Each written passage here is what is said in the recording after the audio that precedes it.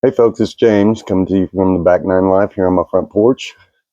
Today I was just sitting around and I had a nice little cup of coffee in the morning and was enjoying my day, and I took a nice stroll out to my mailbox and I received this.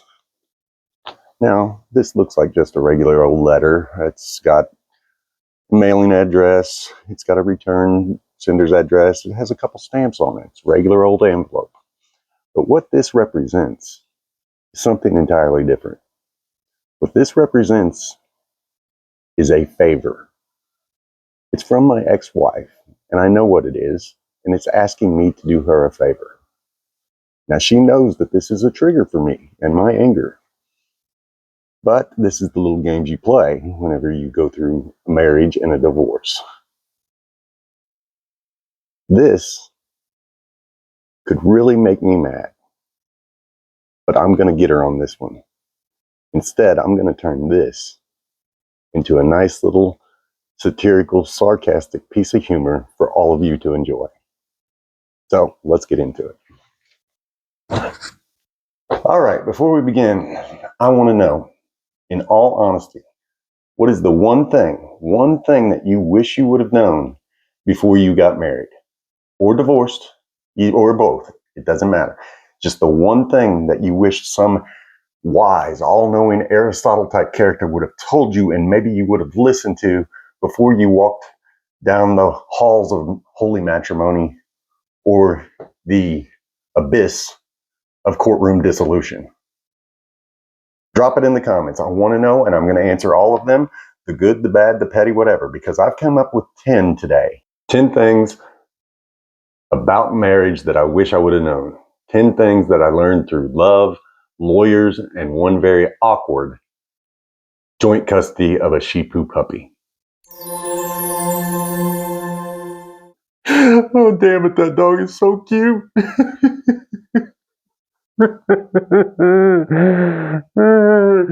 Yanny, I miss you. Number 1, love is blind, divorce is LASIK. When we started, love was great. It was so beautiful. It was really great. But I didn't see the red flags.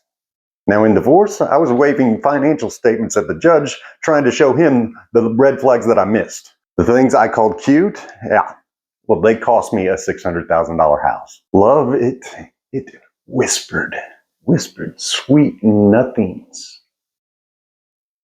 Divorce screamed $500 dinner receipts. At the altar, I saw forever. I saw exactly the person I want to spend my life with. I saw the beauty of holy matrimony. I saw the Hollywood happy ending, happily ever after. And in divorce, I saw the itemized bill for it. Number 2, our dreams really meant indentured servitude. Let's build a life together. What that turned into was me wearing a tool belt and her managing the joint bank accounts. You're welcome, Amazon. Every goal we set became something for me to fix, fund, or fake enthusiasm for. Oh, you mean we're going to Sephora? Yes, I want to go to Sephora, baby. Oh, Sephora's going to be so much fun. Sephora, Sephora, Sephora. I thought our future meant partnership, not project manager with benefits. Her bucket list became my to-do list, with no thank you and me losing my dogs in the end.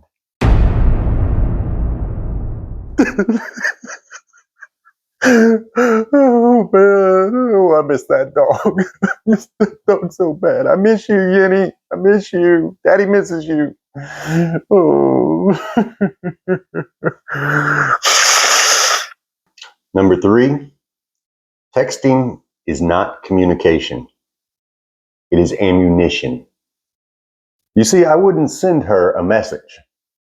I would hand her a loaded weapon. She would ask a question. I would answer, and then get accused of tone. Tone in a text message. A 3-letter text message. Tone. One typo or one autocorrect would turn into a 3-day emotional prosecution. I wasn't texting. I was self-incriminating in real time. Number 4, golfing without her, that's cheating. I wasn't cheating. I was chasing peace.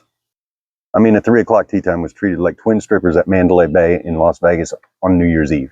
The only affair I had was with Titleist. You didn't even text me once. Babe, that was the whole point of the round, was not texting. I wasn't under par, but I sure as hell was under investigation. Number 5, joint bank accounts mean you get paid pennies on the dollar. It wasn't a joint bank account. It was a Ponzi scheme on the level of Bernie Madoff with my name on it. Don't get me wrong, it was our money. Right up until the point I wanted to buy something I liked. I mean, I bought gas. She bought seasonal throw blankets. In July, to put it point blank, I didn't marry a wife. I married an expense account with opinions. We're halfway there, folks. If you're liking what you see so far, you're having a little bit of a joy in this, go ahead and hit subscribe, hit that little thumb down there, like, give it a little boop. But let's move on. Number 6, what is good enough for the goose is not good enough for the gander. Her little solo trips, her little solo adventures, they were empowering. Mine were suspect. Well, I mean, she had work friends. She had friends at work and guy friends at work and stuff like that. I had boundaries. She kept score.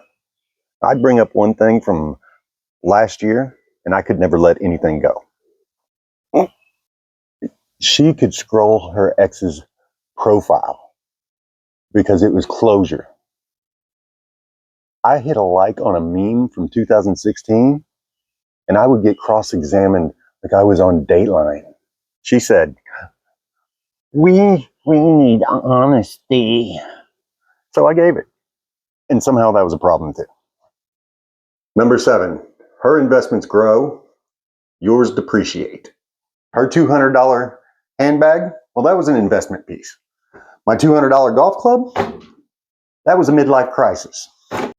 She invested in herself. Me, I invested in Exxon during COVID, and I got called unstable for it. Her Apple Watch kept her motivated. My $100 Samsung made me more distracted and emotionally closed off. She knows every DoorDash driver in 3 counties by their first name. I buy a drill and I'm wasting money. Number 8, only she will get to retire. That's right, those vicious claws of divorce, they'll get you. They will get you. I saw her 401k grow. I saw my retirement go into a house that she was awarded in the divorce. She will get to retire from her job. I will get to retire from fun, hobbies, and financial stability. She said, well, you know, we made smart decisions. She did. I built $1 million portfolio and she ran off with it. Pretty smart. Number 9, vacations are just tours of duty. There was no relaxing. I just fought in different time zones. I would pack the bags, drive for 12 hours while she slept, get to the place exhausted. Literally, my eyes could not stay open anymore, and I would still get blamed for 15 minutes for forgetting her flip-flops. Every dinner was a landmine. She would say, I don't know, you pick. So I'd pick, and then I'd hear, well, why on earth would you pick that? That food sucks. Me.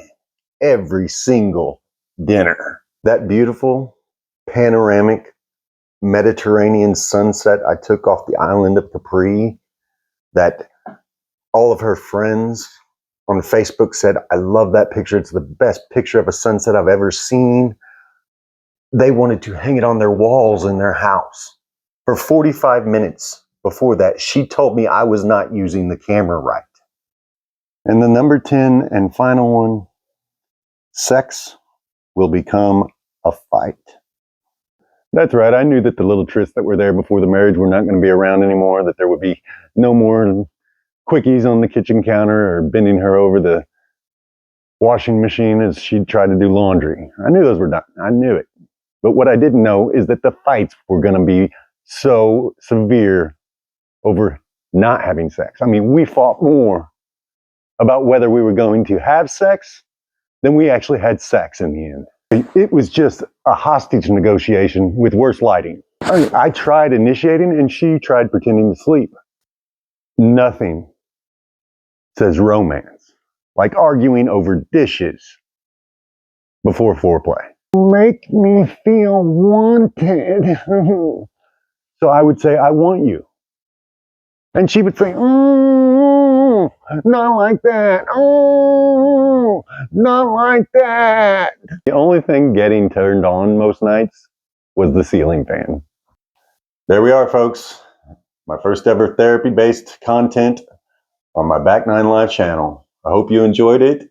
If you did, absolutely hit subscribe, hit like, leave a comment. As I said, let me know the one thing you wanted to know before you got married or divorced. Support small YouTube channels, which it doesn't matter if you do, if you don't, I'm still going to make content. Always nice to have more people watching your stuff. But if you don't, maybe it's not your cup of tea. But anyway, thanks for being around for this one, and I'll see you next time.